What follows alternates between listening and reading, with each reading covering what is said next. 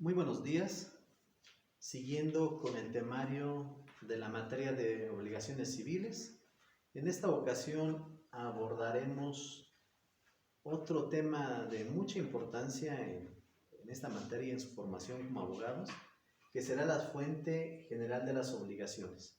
Pues bien, las fuentes de las obligaciones son aquellos hechos jurídicos que dan origen a la obligación, es decir, los actos jurídicos mediante los cuales dos personas se encuentran en la situación de deudor y acreedor uno del otro. Bueno, pues ya en la sesión anterior hablábamos de lo que son actos jurídicos, hechos jurídicos, y bueno, por ende, dichos actos y hechos jurídicos serán las fuentes principales de las obligaciones. De las fuentes de las obligaciones, uno de los más importantes sería el contrato. El contrato produce obligaciones porque tanto el acreedor como el deudor han manifestado su voluntad de contratar. Efectivamente, dentro del contrato, el contrato es una manifestación de la voluntad entre dos o más personas que genera derechos y obligaciones. Y por ende, dentro de las cláusulas es donde se van a establecer las obligaciones a las que tiene tanto cualquiera de las partes. En este caso hablamos del deudor, el acreedor. En su artículo 1778 del Código Civil para el Estado de Hidalgo establece que para la existencia del contrato se requiere el consentimiento y el objeto que pueda ser materia del contrato. Si dentro del contrato no ha habido la manifestación del consentimiento mediante tu firma autógrafo, dicho contrato será nulo, no existe por carecer de este elemento esencial, ese elemento de existencia. Y por otro lado, también el objeto tiene que ser de materia de contrato, tiene que ser lícito y tiene que ser posible. Ya lo habíamos comentado también en la sesión anterior. En su artículo 1779 del mismo ordenamiento, establece que el contrato puede ser invalidado por ciertas situaciones. Fracción primera, por incapacidad legal de las partes o alguna de ellas. Recordemos que la capacidad se divide, se clasifica en dos: capacidad de goce y capacidad de ejercicio. Pero para efectos del contrato tendrá que tener capacidad de ejercicio, la aptitud para poder contratar en razón de tener esa aptitud de hacer valer esos derechos y obligaciones por derecho propio, no por representante o su papá, un tutor o un representante, sino por derecho propio. Si no tiene esa capacidad, estará viciado de nulidad ese contrato. Su fracción segunda es por vicios del consentimiento. Algún vicio del consentimiento, o sea, de la voluntad del consentimiento, es que si para manifestar el consentimiento mediante tu firma autógrafo está viciado por crear o generar violencia, es un vicio del consentimiento la violencia, es decir, que alguien te golpee, te obligue, violencia física o violencia moral. Si te golpeas, una violencia física, y te diga, ¿sabes qué? Fírmale aquí, y te golpea en ese momento, te está generando violencia física y te está obligando a firmar ese contrato. También violencia moral, si te dicen, ¿sabes qué? Si no le firmas, yo sé dónde vive tu mamá, tu papá, tus hijos, tus hermanos, y si no firmas les va a pasar algo, te están generando un tipo de violencia. Y también por ese tipo de vicios, ese contrato será nulo, estará viciado de nulidad. En su fracción tercera dice que porque su objeto, su motivo fin sea ilícito. Ya lo comentábamos, lo hemos venido comentando, que el objeto tiene que ser lícito. Si quieren venderte, ¿sabes qué? Te vendo un auto, pero este auto lo acabo de robar, pero te lo vendo y celebramos un contrato. Si se celebra ese contrato es nulo porque el objeto es ilícito, proviene de una situación que se está tipificado como un delito. Y porque el consentimiento no se haya manifestado en la forma que la ley establece, pues efectivamente en una compraventa el código establece que tendrá que ser ante un fedatario público, y si no es de esa manera, estará viciado de esa nulidad. Otra fuente de las obligaciones es el pago de lo indebido. El pago de lo indebido, se presenta cuando una persona llamada deudor paga a quien no es su acreedor. La ley lo obliga a aquel que ha recibido el pago tiene la obligación de regresarlo. Efectivamente, en algunas ocasiones suele pasar, algunos clientes llegan y dicen, licenciado, fíjate que hice un depósito, pero por alguna situación se lo deposité a otra persona. Bueno, pues la ley prevé que la obligación de este pago indebido, tienes tu voucher, lo acreditas con tu voucher, pagué esta cantidad de dinero a Juanito Pérez, pero tenía que habérsele caído a Pedro, quien tiene la obligación de restituir, de regresar ese dinero, es el acreedor, porque él no tenía esa deuda con él y por ende tiene la obligación de regresarlo. Entonces el pago del indebido también es una fuente de obligación para efectos de restituir esa cantidad, ¿no? Y la gestión de negocios también es una fuente del derecho que consiste en la obligación que adquiere aquel que sin estar obligado asume la gestión de negocios ajenos, de continuar la gestión comenzada y de llevarla al término hasta que el dueño se haya en estado de proveer a sí mismo a ellas, debiendo también someterse a las consecuencias del negocio y a las obligaciones derivadas de un mandato. Para efectos de la gestión de negocios, muchas veces a través de un poder que se te otorga un mandato de realizar cierta situación, de vender algunos inmuebles o de gestionar, no sé, los pagos de predio, de traslado de dominio hasta su inscripción de un inmueble. En ese momento también hay una obligación de concluir con esta situación. A eso le llamamos una gestión de negocios porque por derecho propio, por alguna situación personal de salud, no puedes hacer ese trámite, le solicitas a alguien que lo realice y en ese momento que acepta ya está generando esa obligación de concluir dicha gestión, que también se le consideraría un mandato. El enriquecimiento sin causa. Se dan ciertos supuestos en donde todo aquel que se enriquece sin justa causa a expensas de otro está obligado a indemnizar dentro de los límites de su propio enriquecimiento de todo lo que aquel se hubiese empobrecido.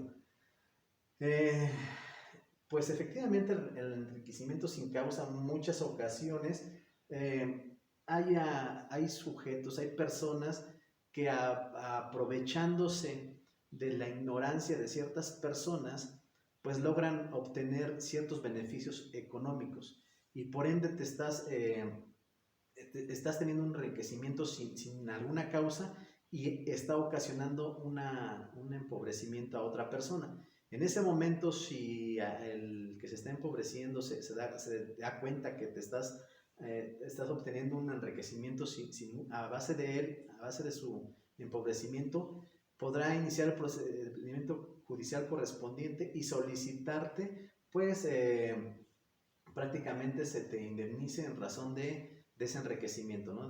Tendrá la obligación de restituirte también, pues, dinero por ese tipo de situaciones.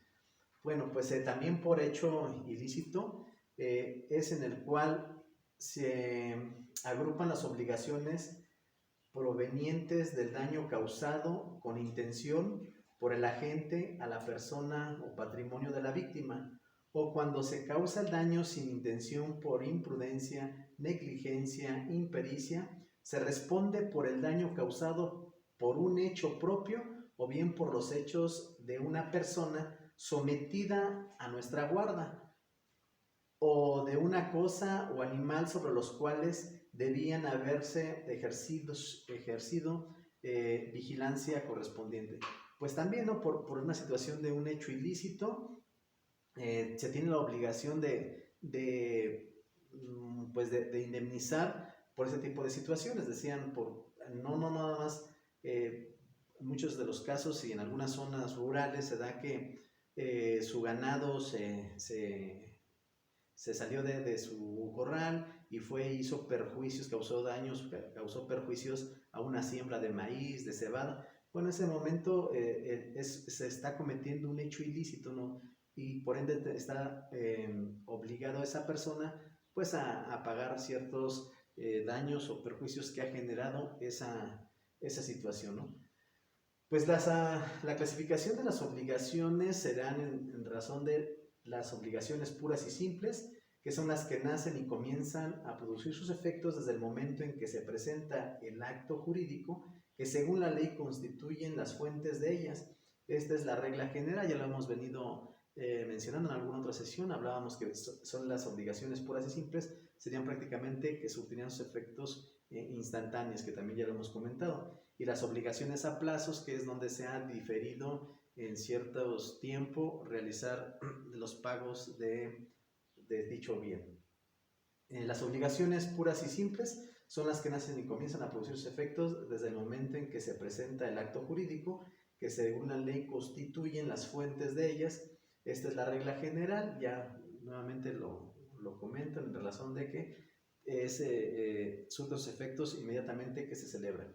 Las obligaciones principales son aquellas que existen por sí solas, independientes de otras obligaciones y derechos. Son simple y sencillamente deudor-acreedor, y en ese momento que se celebra dicho acto jurídico, dicho contrato, pues son las simples. Obligaciones accesorias son aquellas cuya existencia dependen bien sea de otras obligaciones o de ciertos derechos reales, o es decir, cuando son accesorias, ponía ahí un ejemplo de un contrato de promesa de compraventa. El contrato de promesa de compraventa es donde las partes se obligan, una a pagar por el bien y el otro a entregarle un bien que posteriormente tendrá esos derechos para hacerlo.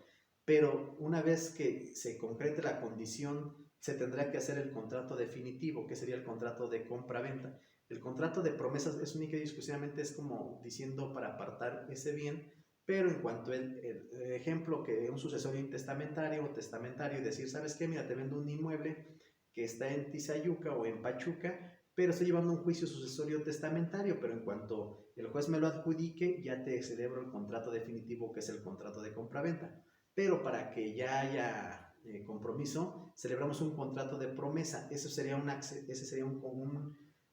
obligación accesoria, ¿verdad? Porque dependerá de otro contrato.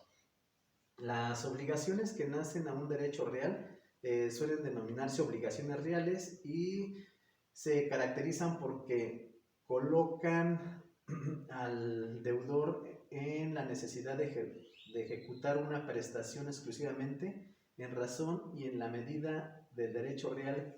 Los derechos reales es en razón a los bienes inmuebles, y por ende a eso se le denominaría también, pues, obvio, una obligación real. Las obligaciones de sujetos simples y de sujetos plurales. Son obligaciones de sujetos simples cuando uno de los extremos o ambos están conformados por una persona, una sola persona, contrato de compra-venta, un vendedor, un comprador, y a eso le denominaríamos que son obligaciones de sujetos simples. Y son obligaciones de sujetos plurales cuando uno de los extremos o ambos están conformados por dos o más personas. Aquí estaremos en condiciones de un contrato de compraventa, pero en el cual existe una copropiedad, es decir, que dos o más personas son dueños de un bien inmueble, y por ende el vendedor, estaríamos hablando de que son varias personas, hay pluralidad de personas, y bueno, pues en este sentido hay una obligación de sujetos plurales. O puede ser que también haya un vendedor, pero que dos o tres personas queramos comprar ese inmueble. Entonces somos varios compradores y un vendedor. A esos tipos de situaciones son obligaciones de sujetos plurales. Hay obligaciones conjuntas y solidarias.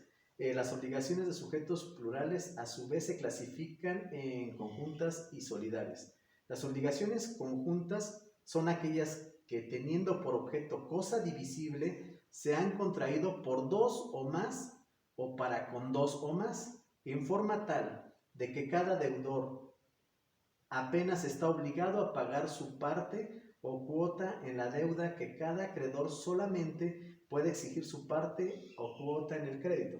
Es decir, solicitamos un crédito para efecto de la compra de un bien, o sencillamente compramos un bien inmueble, pero es divisible, y el vendedor decimos, ¿sabes qué? Te vamos a pagar cada quien una fraccioncita, te vamos a cobrar todo el terreno, pero somos 10, pero cada quien te va a pagar su fracción. Todos los deudores estamos nada más obligados a pagar y a responder por esa obligación de pago, no por los demás. Los demás, si no cumplen, se ejercitará la acción correspondiente para obligarlos a cumplir con esa obligación o a rescindirla de esa obligación. Pero nada más estamos a ese entendido. Y las obligaciones solidarias son las que, existiendo a cargo de dos o más o en favor de dos o más, imponen a cada deudor el pago de la totalidad de la deuda o dan derecho a cada acreedor sobre la totalidad del crédito, a pesar de que el objeto sea susceptible de división. Es decir, no sé si han escuchado algunas situaciones en las cuales solicitan un crédito o compran algo, pero todos son deudores solidarios. Si no paga una persona, los demás tendrán que pagar por ella. Hay algunas instituciones, empresas que prestan dinero de esa manera y bueno, pues todos son deudores solidarios. Si no paga uno, los demás tendrán la responsabilidad de hacer el pago en su totalidad. Pues bien, jóvenes, seguimos con este temario de mucha importancia en formación, esperando les haya quedado claro estos temas. Nuevamente exhortarles a participar activamente en las video reuniones y bueno, ahí disiparemos las dudas y